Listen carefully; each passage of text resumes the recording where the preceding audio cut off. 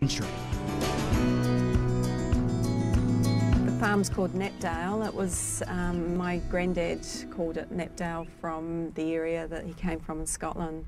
So what you're seeing here is a permaculture garden, and this here is called Jerusalem artichokes. We are growing a lot of our food, and from that point of view we're not original. We're just doing like the older folk have done for many generations. It is one of the reasons why we like living in New Zealand.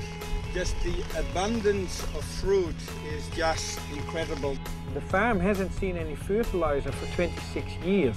We use the bees to fertilize the clover, and the clover fixes then the nitrogen, and the nitrogen makes the grass grow, and that makes our animals happy.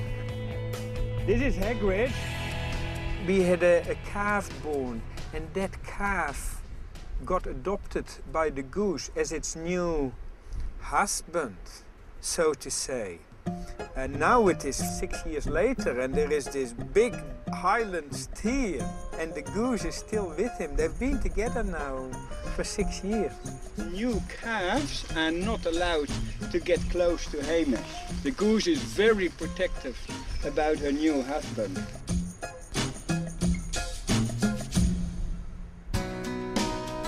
Grazing in open pastures and free from steroids that can toughen muscle, Knapdale Farm produces some of the region's best game, surprisingly both lean and tender.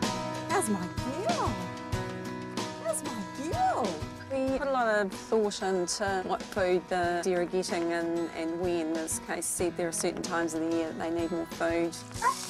So they were born in December last year, and by October, November, they would have reached weight that we send them off to the works, and then they come back vacuum packed, and that's when they get consumed. Or we take them to the farmer's market as well. Every Saturday I go to the farmer's market, and then we sell salami and our surplus product.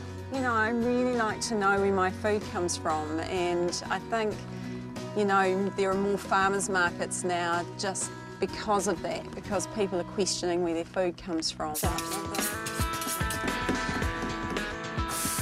I prefer to cook venison in big pieces rather than cutting it into steaks, because venison's got no fat in it at all and it dries out really, really easily. So you have to make sure that you're cooking it medium rare, otherwise it's just dry and unpalatable. I serve it on an apple and kumara roasting. Kumara is the Māori name for a sweet potato. I'm just going to have a little look at it, because I say I don't really want to overdo it. I don't think I want to be cooking that too much more, actually. Looks about right.